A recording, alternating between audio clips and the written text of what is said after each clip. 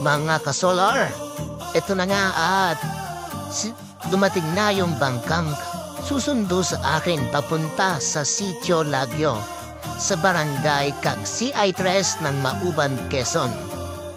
Yan nga, nag-drive, naglakad papunta dito sa bangka para makasakay para sagupain ang malalakas at malalaking alon. Tingnan niyo na lang mga kasolar. Wow! Tingnan niyo ang laki ng mga alon. Ganyan talaga. Alam niyo naman, may responsibilidad tayo.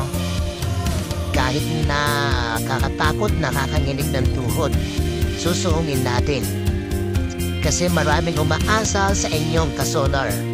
Meron tayong wifi na nilagay doon at saka pailaw para makapag-charge sila ng kanilang cellphone at sa kanilang street light. Kaya nga malaking responsibilidad yung nakaatang sa inyong kasolar. Kaya kahit konting o kahit may konting alinlangan, kailangan sumugod. Ayan, basang-basa pa nga ako. Kahit nasa gitna ako ng bangka, basa pa rin kami. Grabe to.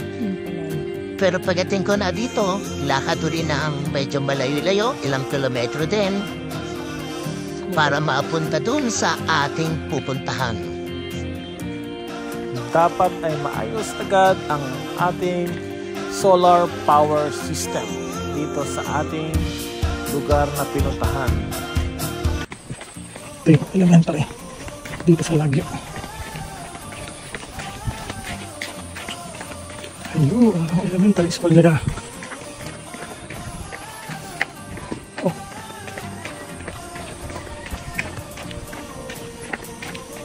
Dito naman sa kabila ay ang kanilang National High School. High School.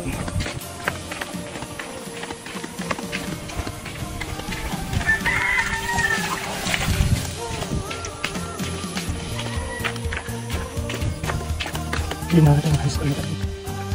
At eto nga mga kasolar, naligo na tayo sa dagat habang nakasakay ng bangka.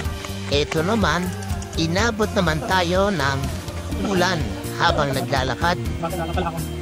Kaya ang inyong kasolar, basang-basa sa ulan. At eto nga mga kasolar, ilang minuto ko lang ginawa at ayos na. Gumagana na uli. At pagkaayos, sandali lang ay umuwi na uli at sumuong na naman dito sa nagngangalit na alon na ng dagat.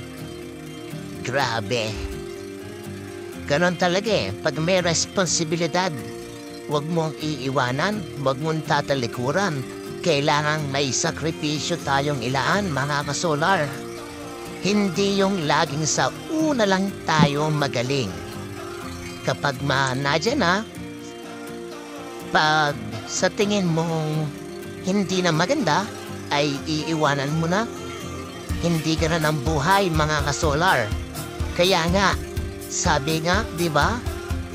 Think before you click. O mag-isip muna bago kumilos. Dahil bawat ating gagawin ay mayroong kaakibat na responsibilidad. Huwag ka lang ganon mga kasolar, sa una lang magaling. Pag nahirapan, nasaktan, o mayroong gagawing hindi kaya agad, ay mangiiwan ka na agad sa ere.